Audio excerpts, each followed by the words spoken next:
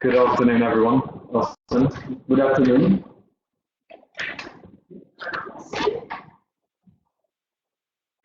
So we're speaking to you today from Cotonou in Benin on the occasion of ATI's annual general meeting. My name is John Lentaigne. I'm the acting Chief Executive Officer at ATI.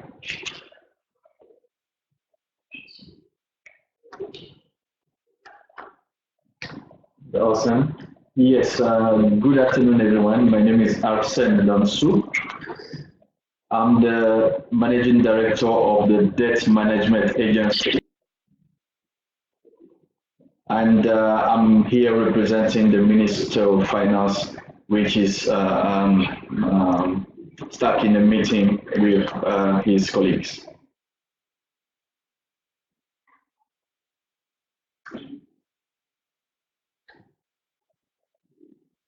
So, what we are here to talk about today is obviously Benin as an investment destination, and also new innovations in how to raise international hard currency debt.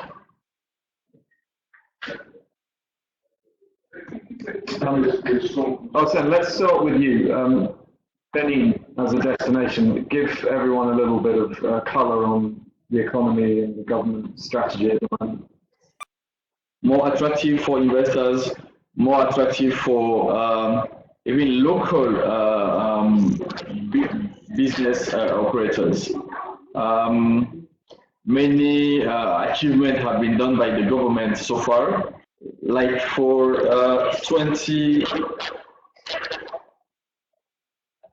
early this year, 2019, Benin has been ranked the first French-speaking African country for budget transparency by IMF.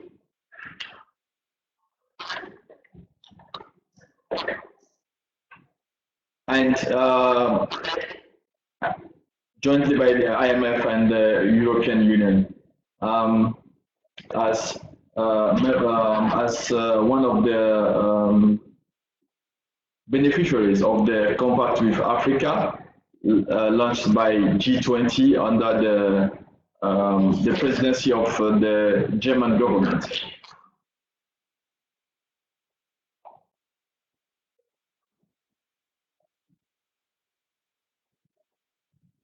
In terms of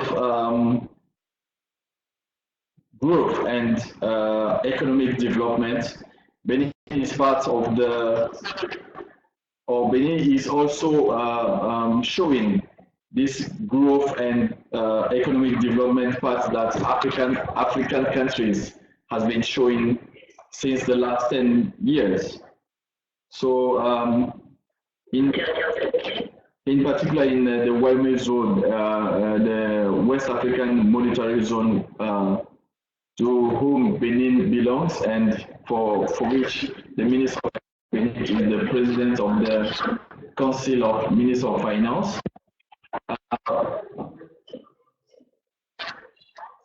Benin is now the first cotton producer in Africa, thanks to the reforms in the sector, in the agriculture sector, which is one of the key supporters of Benin economy.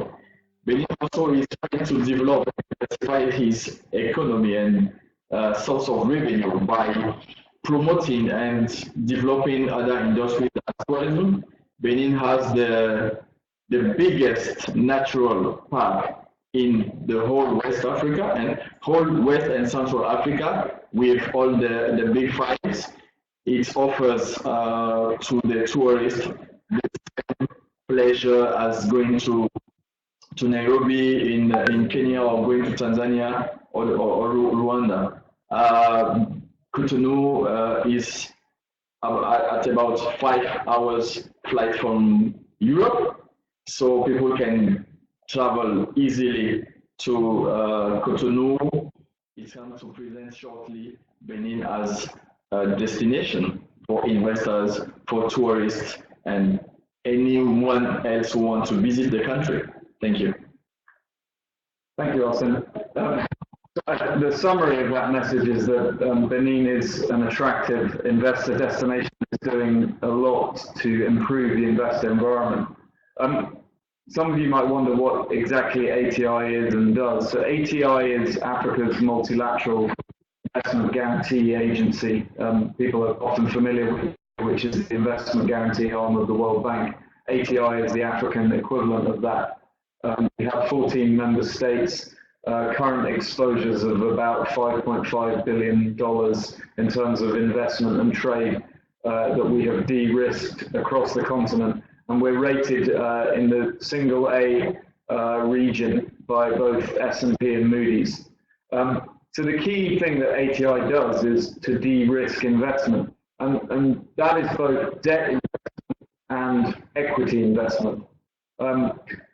Benin has been a very interesting case for us in the sense that we've worked closely with the finance ministry to really use the tools of investment risk insurance to de-risk Benin's borrowing. And that has critically allowed Benin to refinance some debt and also to borrow some new debt at longer duration and lower all-in cost of borrowing than perhaps if Benin had approached the market in a more traditional way. So I think that's something that we think is certainly a narrative that is interesting and is something that hasn't been done in the past. So traditionally, when governments, particularly sub-investment grade countries, need hard currency financing, their main two sources of, well, three sources of finance would be, the first one would be concessional debt from the likes of the African Development Bank. The second source of finance would be bond market, and bond market investors don't, as a rule, need de-risking. And then the third main source of hard currency financing would be bilateral or syndicating lending from banks, commercial banks. But with the new de-risking that Benin has done with ATI, what we've been able to do is both to lower the all-in cost and borrowing of the debt and extend the terms, but also to institutional investors into Benin's debt. And that's very interesting, that some of these investors that we're talking to are pension funds from Europe, from Japan, insurance companies, etc. These are investors that normally wouldn't, and if we're honest, couldn't invest in sub-investment grade sovereign debt. But with the tools that ATI is creating and innovating, we've been able to bring this new class of investors to government debt. And of course, it creates a new pool of liquidity as well. So Arsene, I think it'd be interesting to know, how does the finance ministry in Benin view these innovations? For us, as the Ministry of Finance under the leadership of the President Salon, we are following a clear strategy in terms of modernizing and diversifying our debt management and debt financing.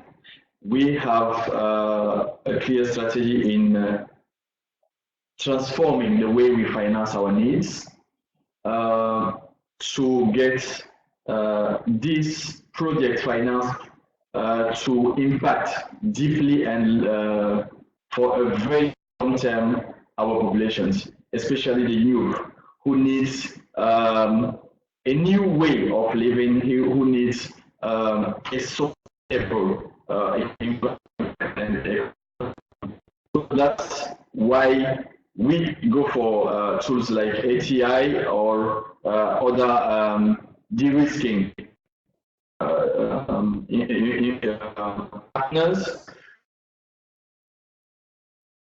to attract cheaper and longer terms financing to face our priority needs. That's also allow us to show investors that being part or being partners with institutions like ATI is to give them more assurance. It also for private investors who can get the support from ATI to invest in our countries, because ATI also covers political risk for international investors.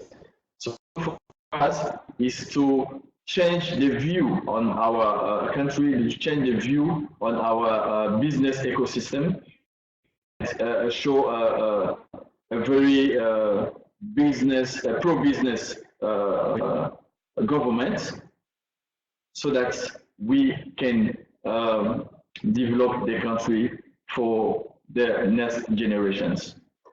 And I would add, from ATI's point of view, we found the government of Benin incredible. Obviously, the government was talking to other advisors as well about this, but interestingly, over the last year, Benin has actually published 2 international ratings, both from S&P and was it Fitch. So again, that's very proactive for a government to really listen and understand the concerns of investors. Transparency is incredibly important as a rule of thumb, I would say. But I also think one of the most interesting things the government in Benin has done here is they've really understood that underlying most hard currency borrowings, in particular loans rather than bonds, is investment insurance. And it actually makes a lot more sense to invert the equation and use that as a tool to improve borrowing. And if you read the recent IMF report on Benin, you will see that the IMF also recognizes that the significant impact that nations have had. In terms of rating, let me inform you that a few days ago, on the 21st of June, S&P has confirmed Benin rating B+ with a stable outlook, which put Benin as on the second layer of the best rating on the continent. We are rated in the same class as Kenya, for example. On the continent, in terms of percent GDP growth, best in class in terms of transparency, in terms of promoting an attractive and an appealing business environment in West Africa. People don't talk about Benin for the wrong reason. Now we are hearing Benin on the market. We are hearing about Benin on economic growth, a good partnership with IMF, and the recognition by the best rating agencies in the world. This for us is the result of since 2016, and they will continue to make sure that the development and the growth that have been shown and recognized by IMF will be for a very long term and will benefit to the population. And a very technocratic, open and transparent finance minister, and of course the finance minister in Benin, Romuald Waidoni, has just won the Finance Minister of the Year award at the African Banker Awards, partially in recognition of the borrowings that we're talking about today. So I think we've talked we open the floor if anyone has any questions. Does ATI have any new products that will be unveiled in the next year or so? So ATI effectively can ensure, and that means de-risk, the entire spectrum of debt and or equity investments across the whole of the African continent. So we already have an incredibly broad hand with the government to go to the international markets to lower into investing in African debt. Is something that people have been trying to do for about 20 years without much success. Well, ATI has cracked, but I do expect that this trend will continue and will continue with a pace. And it's very interesting that the number of countries looking at ATI at the moment has leapt as a result of the financial innovations that we've done in Benin and other countries like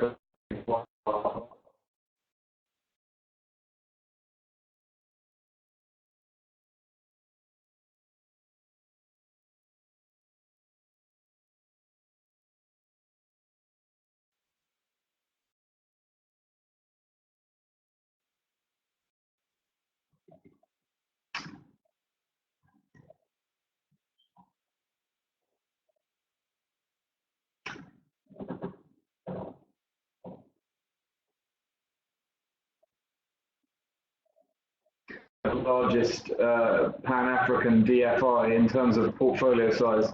Our current portfolio is actually over $5.5 billion. So that puts us just behind Afrexim Bank in a sustainable way. We never underwrite risk that we think isn't fundamentally sustainable. So we always look carefully at the risks that we're taking, but we're very focused also on membership.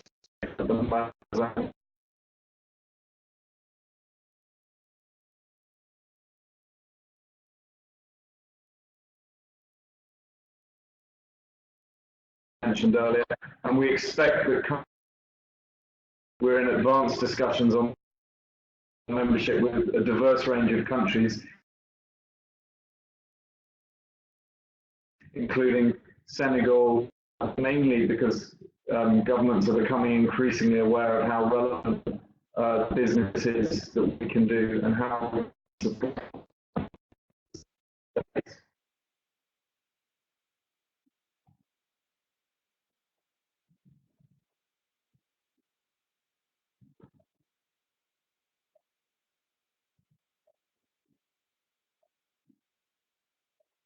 Can Benin's success in terms of attracting FDI be replicated in other countries in Africa? I think this is a question to both of us, so I'll take the lead. I would say certainly. From my point of view, as someone who looks at risk and risk mitigation the whole time, we love the fact that Benin is transparent. And we strongly encourage and applaud the fact that they have not one international rating, both of those. I think that's unusual. But other countries are picking up from that. We also like the fact that the finance ministry is staffed by technocrats largely, and also people with outside commercial experience. It makes it very easy to talk to the finance ministry. Arsene, what are your thoughts? Yes, definitely. I think that after the first transaction we did with ATI on reprofiling local debts, it was not refinancing actually, but reprofiling performing existing debts. Yes. With a longer term financing and cheaper rates. This transaction has been praised by IMF and the World Bank, and the Minister of Finance has been asked to present this innovative financing structure to his peers, and many ministers of finance in the room are coming over to learn from Benin how we deal with these new innovative financing structures. And based on that, I know that countries like Niger, countries like Burkina Faso, Senegal, Togo has requested to come over and learn from us. So definitely, this will benefit to the region. And other countries, I'm sure, are getting in touch with ATI to see how this was structured and realized. Yes, I would agree. So I think it's definitely something that can be replicated in other countries, and we think it's a win-win for the countries at the end of the day.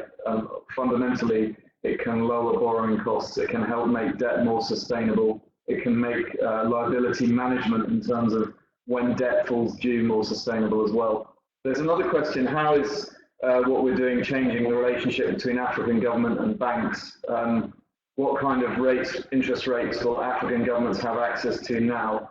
Well, look, at the end of the day, the financing requirements of African governments are, like, not just African governments, I should say, like any government, are significant. And so what we're not saying here is that these ATI guaranteed borrowing solutions are in any way going to become the sole route to market for governments. It's more that it's creating another route to market. So as we said, there's traditionally you have the bond market, but that can be volatile, can be open, can be closed, and the yields can be quite high. You have the loan market, but now here potentially you have a new type of borrowing, a new way to borrow, and new classes of investors that you can attract. We think that's very, very promising. What kind of interest rates will African governments have access to? I mean, Arsene, can you, without going into minutiae, we could talk a little bit about the terms that Benin was able to achieve. Yeah,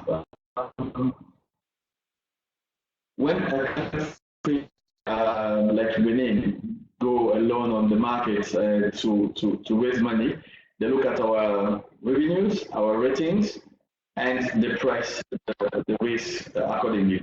But with various tools like ATI or using our AIDA allocation as a partial guarantee instead of getting the cash, using it as a leverage to have more financing, we put on the table the ratings or the support of those kind of partners. We are not priced as Benin anymore, but we are priced at Benin, supported by highly rated organizations. Definitely the risk pricing comes lower. That was not our only target, because doing that was part of a process. We start with going on the international commercial financing market with commercial banks, with the support of ATI and AIDA from the World Bank. And after that, we got lower rates, like on a transaction, we succeed having an all-in cost coming around 3.5 and 4, which we couldn't have if we went to the market alone. And apart from that, having achieved that, we now went to the bond, international bond market. We issued early this year our first inaugural Eurobond with a very great rate and yield. That was, let's say, a result of the strategy we have been implementing, changing the view on the country risk, using partnership as ATI, or changing the way we use our AIDA allocation and things like that, to show that we are not the only, or we are not a country coming alone to the market, but we are supported by partners who trusted the risk Benin, who sees Benin as a very attractive risk to take. Thank you.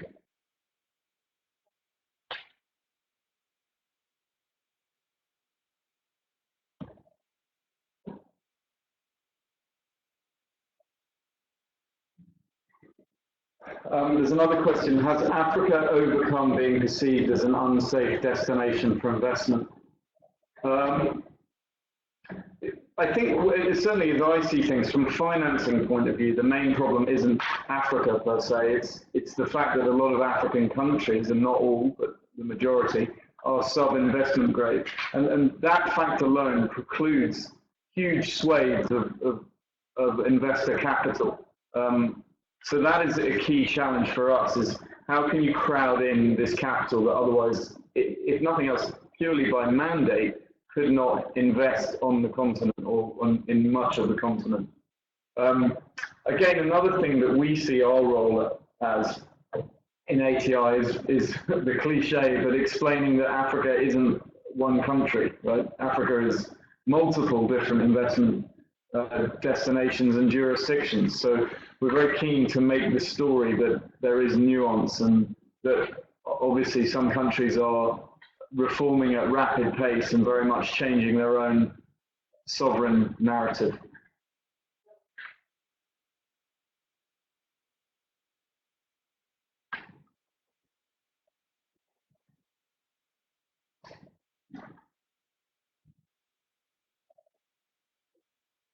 Arsene, I think this is a question for you. Typically, what are African governments raising money for? That's a very good question, because everybody is now concerned about debt rising in Africa. But there's a key point that people should look at. What are the destinations of the new debt? What are African countries financing with this new money? For our concerns in Benin, the president, when he came with his vision of developing a small African country with no resources or very few. It says that a country, a poor country, can be developed with strong reform, courageous reform, hard working, and a clear vision of where we are leading to. So he has put in place a program to invest in some key areas of the economy to establish or create an attractive ecosystem for private investment. So from there, we have in Benin a program called Programme d'Action du Gouvernement, which is focused on 45 flagship projects. Those flagship projects covers all the pillars of our economy to create a very strong and dynamic business environment. We invest in productive projects, we invest in productive infrastructures, and we invest in reforms to establish a strong development environment for our country. In the few coming years, people will see the effort that Benin has done by choosing to only focus on those key sectors, key projects that will lift up our growth and economic development.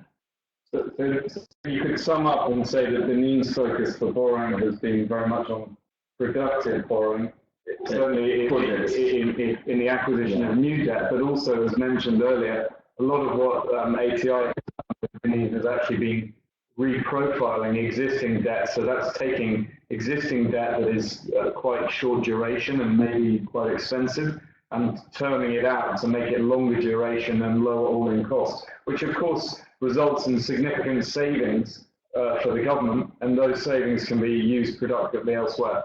Yes, for example, the reprofiling transaction that we've done with ATI allows us to save money to invest in social projects to support the needs of our poorest populations. We like to take the example of feeding school boys and girls. You know, in some regions in our country, people have to work like 20 kilometers, 30 kilometers to get to school. And due to that fact that they need to do such amount of kilometers to go to school and come back home for lunch, some parents just decide to keep their kids at home. Now the government is feeding more than 200,000 youth and school boys and girls at their place of school. So when they get to school, they have a home. They can stay up to the end of the courses and then go back home in the evening. Now we are seeing the number of school attendees increasing, and the government is even thinking to increase the number of meals from 1 to 2. And that is thanks to the reform, the savings that we have been making in changing the strategy of financing our needs.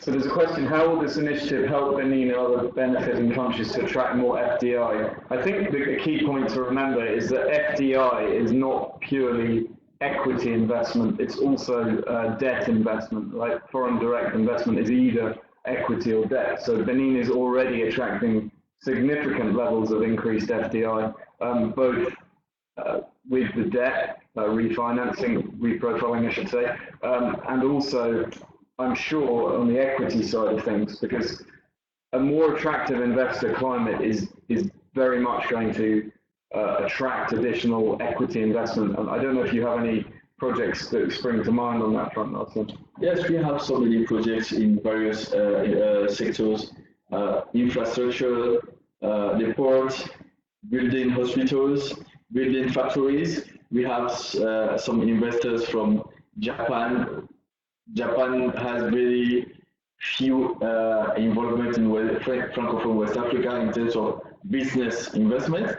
We are seeing Japanese coming to Benin to establish factories. We are seeing more Chinese, Germans, Belgians, French, which are our historical partners, people from Canada who are investing directly in private sector. So yeah, it's good for us to show transparency. Is good for us to show that we are partner with the key players of investment promotion and investment guarantee in the continent, in the world. All the ECS in Europe are increasing their lines on Benin. They can confirm that to you. So many of them are in town this week for the ATI event to discuss directly with the Ministry of Finance to show their interest and appetite on Benin as a risk, a positive risk they are willing to take. And I would add, at the end of the day, what Benin is doing isn't necessarily rocket science, but it's to stand out if you do promote transparency, such as getting external credit ratings, promotion of the rule of law and stability for investors. These are the things that are very fundamental for investors when making investment decisions. And again, one thing that I find interesting when looking at Benin with an investor hat on is that Benin is very private sector focused. So Benin, and again, there's another country question here, is what is the key difference between investment opportunities in West and East Africa? But I think one interesting narrative when you talk to the Benin government is that they're focused on private sector growth. And I think that that's the most sustainable way to grow in the long run. And you do notice looking around the continent that some countries are more focused on sovereign infrastructure projects as a way to generate growth, which is certainly legitimate, and certainly there is an infrastructure need in many of these countries. But in my opinion, if the whole focus is on infrastructure as a way to generate growth, that isn't necessarily going to be sustainable in the long run. So countries need to encourage private sector growth and investment, and Benin, in my opinion, is very much in the top tier in the African continent of doing that. I have very nice examples in terms of transparency to share with you.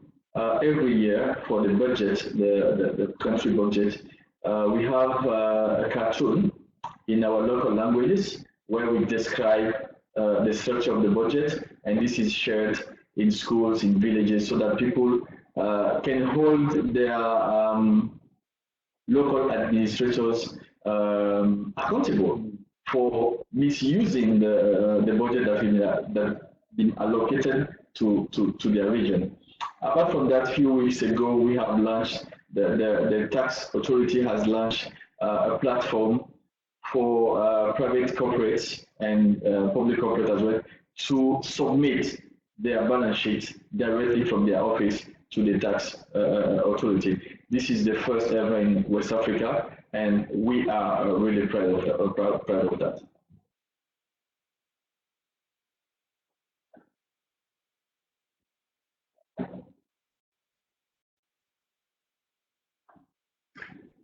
Question, are African English-speaking economies more attractive to investors, and why?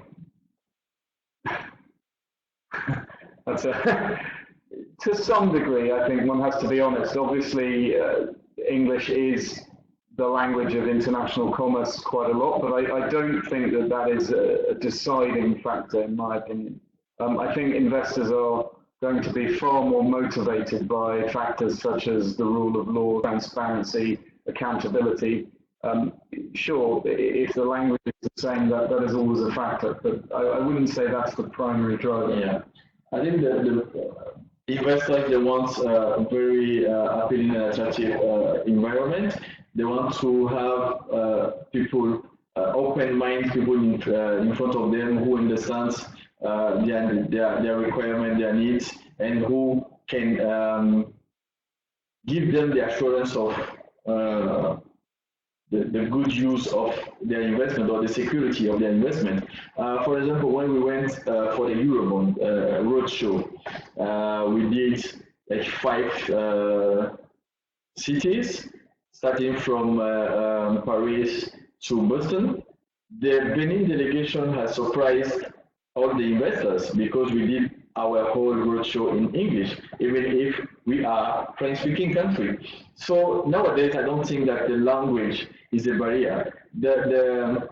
The investors came with their translation tools and equipment, but they were surprised that they don't need it. The world is now a global village.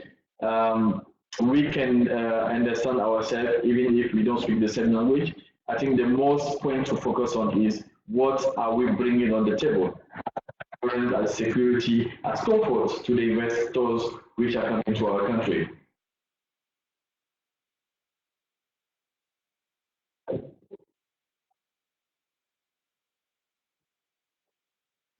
So I think we have one last question here. Infrastructure, tourism, energy, FMCGs, which sectors of the economy are most ripe for investment? And is ATI positioned to assist investors in all of the above categories, I think?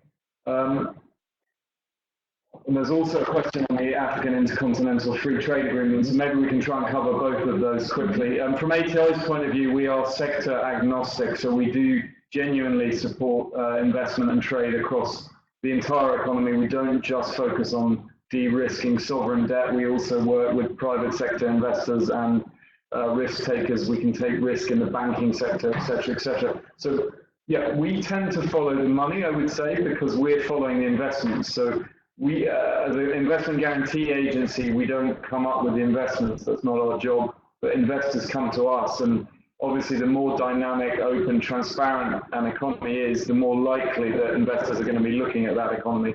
Arsene, is Benin has Benin signed up to the free trade agreement? What do you think the impact will be? We are fully engaged in this process. We are discussing with our brothers from the other African countries to protect and promote our business environment, our businessmen, our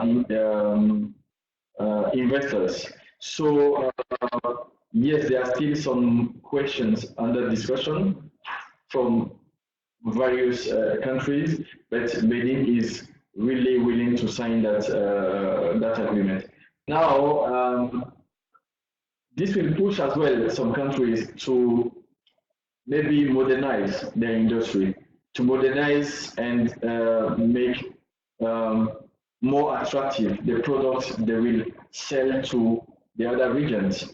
And also, I think the governments are under discussion to not compete with each other when now implementing this agreement. From ATI side, I don't know if this will change their business, as they support private and commercial trade within the continent. It will maybe bring more business for them. But for us, it's definitely it will benefit our economy as a country, as Benin, because we have to promote or develop a manufacturing industry. We are doing it in textile. We are doing it in agriculture. We have so many things that we sell to other countries in the regions that will now be more demand. I don't know how to say it. The sales between our neighboring countries will increase definitely, as we already have a kind of partnership there. So because I think the tax or the duty fees will be removed to lift up the volume of transaction that we have with our neighbors. So it's positive, really positive for us. And the Minister of Finance of Benin was part of the last meeting in Addis Ababa on the subject, and because the President is really willing to sign this before the end of the year. Again, it seems to me as a relatively small, not overburdened in some way with a resource coast, it makes total sense to be open to investment and lowering tariff barriers. It has to be a good thing. And I think from everyone's point of view, though, the key for the next stage of the African Continental Free Trade Agreement is going to be making sure that it's actually implemented. It's all very well signing the paper, but the proof is in the actual implementation. So I think there is time for one last question. Is the international financial community well aware of the recent evolution of the continent and the growth of opportunities in Africa? Yes, I think so, in my opinion. We talk to international investors all the time, and there's a real excitement about Africa at the moment and the opportunities in the continent. Obviously, there are some exceptions, but I think, as we were saying earlier, Africa isn't a single country. But as a whole, investors are enthused by Africa, by the reforms, by the free trade area, by increasing transparency on the part of governments, and of course, the growth underlying many of the African economies, including Benin, as Arsene mentioned, over 6% per annum. You don't get economies growing at this speed elsewhere in the world. So I think the genuine summary is, yes, investors are very interested in increasing business and exposures in Africa. And perhaps there was a sense that the Chinese have been very dominant over the last decade, but I feel now that investors from all over the world are looking again at African opportunities. Definitely, yes. From our position, we are seeing more and more interest in Benin. For us, we think it's the same for other countries on the continent. During the Eurobond roadshow, we have seen that people in the West are well aware of what is going on the continent. The view of the African risk is changing. We are having financing proposals from some countries which have even no embassies in our country. So for us, we are on a positive path, and we will remain on it for long again. So thank you, everyone. What we can say is that we're certainly available for follow-on questions, which can be submitted over email, etc. So if anyone needs clarity on anything, we're happy to provide that clarity. Thank you very much for listening in today. Thank you.